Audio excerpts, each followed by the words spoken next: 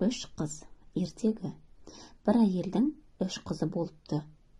Ол күндіз түні жұмыс істеді. Қыздарды киіндірді, тамақтандырды.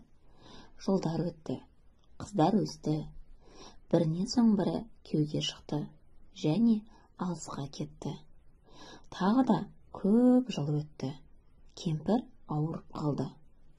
Ол сары тиынды шақырды және оған: «Қыздар маған тез келсін», деді. Сары тиын үлкен қызға келді.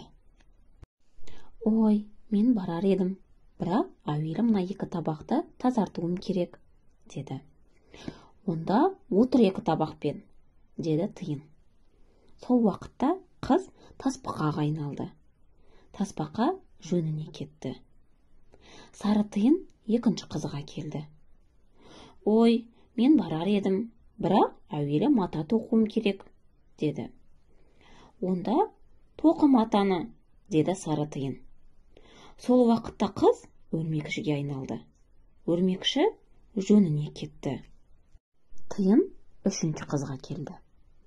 Қыз ештеңе айтпады, шешесіне жүгірді.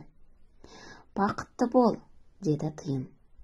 Қыз шынымен бақытты болды. Көп жыл өмір сүрді. Қартайғанда алтын араға айналды. Ара жазда бал жинады, қыста ұйықтады.